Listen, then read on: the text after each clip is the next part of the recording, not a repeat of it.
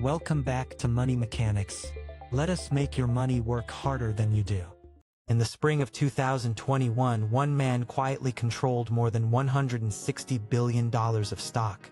Almost nobody outside a few trading desks even knew his name.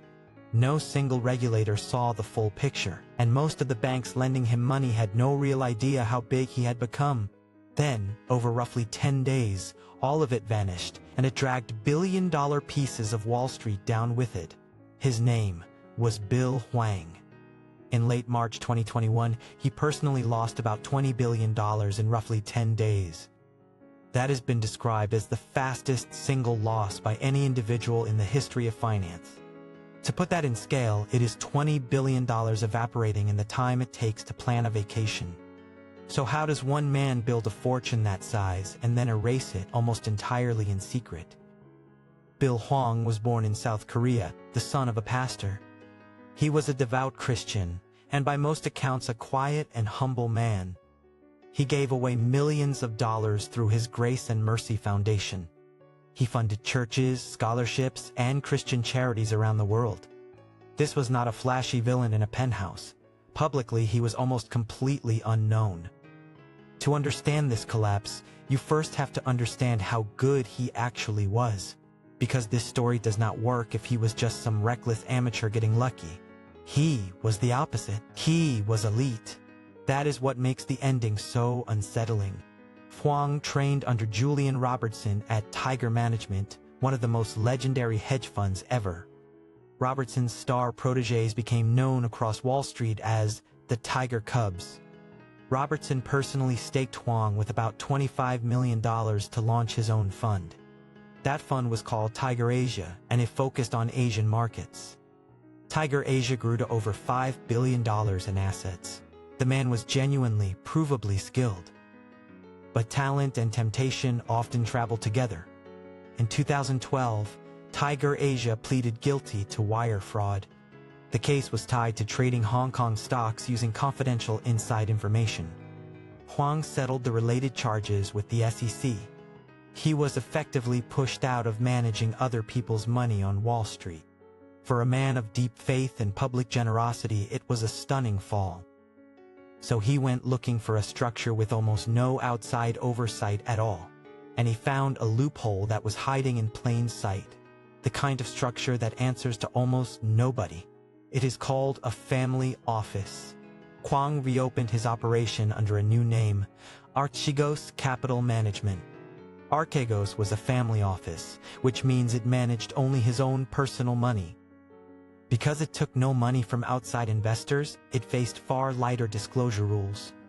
A normal hedge fund has to report its large positions to regulators.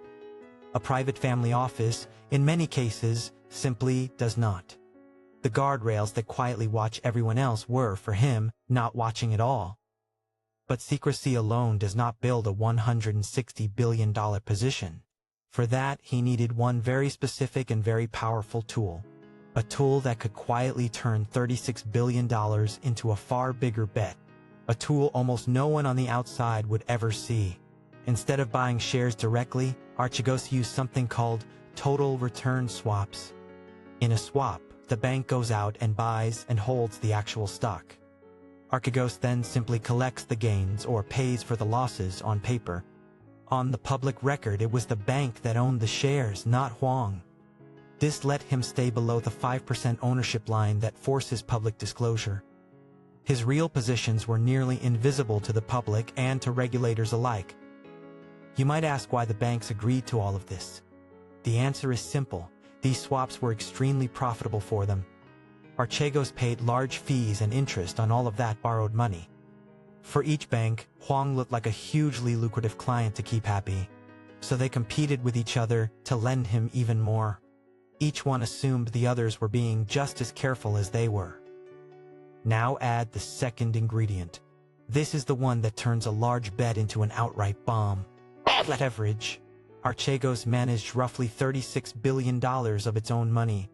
But through heavy borrowing and swaps, it built up about $160 billion of stock exposure. Leverage is a simple idea. It means borrowing money to make your bet much bigger.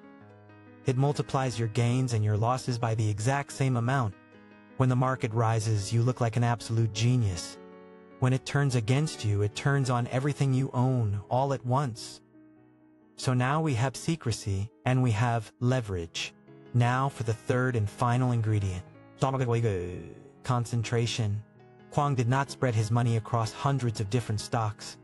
Instead, he piled it into just a small handful of names. Those names included Viacom, CBS, Discovery, Baidu, Vipshop, and Farfetch. On some of them, he secretly controlled more than half of the freely traded shares. That meant the price of those stocks partly depended on him alone. Concentration plus leverage is a chain reaction, just waiting for a single spark. And this is where the danger spread far beyond one man. Because Bill Hwang was not the only one flying completely blind. The banks were blind too. Goldman Sachs, Morgan Stanley, Credit Suisse, and Nomura all lent heavily to Archegos. Several other major banks around the world did the same. But each bank could only see its own slice of his overall trades. Not a single one of them had the full picture. Every one of them was lending to the same wildly overloaded borrower and had no idea. For a while, this machine simply printed money. Rising stocks multiplied by leverage made him one of the richest men almost no one had heard of. For years, almost no one questioned how he was doing it. And then, in a single week, one of his stocks cracked. In the week of March 22, 2021, shares of Viacom CBS fell about 27%. That sharp drop triggered margin calls that Archegos simply could not meet. On March 26, 2021, Archegos officially defaulted on its obligations. The banks immediately began dumping his shares to try to get their money back. But that flood of selling drove the prices down even further, which triggered still more selling. Once the margin calls begin, the borrower loses all control of the timing. In a matter of days, the fire jumped from Hwang to the banks themselves, and some of those banks were about to be very badly burned. What happened next was not really about Bill Hwang anymore. It became a brutal test of which banks could react the fastest. By the time the dust settled, over $100 billion in market value had been wiped out. Credit Suisse alone lost about $5.5 billion. That was a wound that helped feed its own downfall a couple of years later. Nomura lost roughly $2.9 billion. Morgan Stanley lost about $1 billion. UBS lost about $774 million.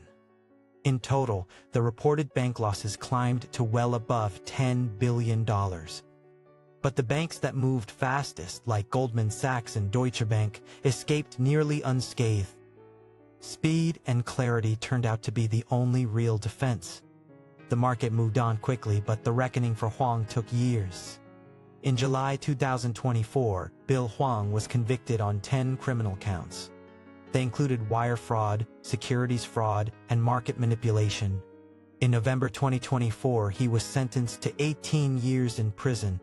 The man who was almost invisible became a landmark financial fraud case. Here is the part that should make every investor uncomfortable. He was not reckless because he was stupid or lazy. He was one of the most talented investors of his entire generation, and that is exactly the point. The smarter and more confident he got, the more dangerous his machine became. Leverage does not care and does not ask how smart you are. It treats a genius and a reckless gambler in exactly the same way. It does not care about your degree, your track record, or your good intentions. Those same three forces live inside every single maxed-out margin account. They live in every all-in bet on one single stock. The math is identical, there are just far fewer zeros on the end. So what does any of this have to do with you? You do not run a secret $160 billion fund. But the exact same forces are hiding in ordinary accounts. And most people never notice them until it is far too late. Think about a trading app that offers you generous margin. That is leverage, borrowing money to make your position bigger. Think about putting your entire savings into one hot stock. That is concentration, betting everything on a single outcome. And when you do not fully track your own risk, that is hidden risk. The same three forces that erased $20 billion sit quietly in millions of small accounts. You will almost certainly never move $160 billion. But those three forces, leverage, concentration, and hidden risk, live in every portfolio, including yours. The investors who survive learn to respect them before the market forces them to. If you want more stories that make you a sharper, calmer investor, subscribe to Money Mechanics. And that is how the money really works. If this helped, subscribe to Money Mechanics. Your future self will thank you.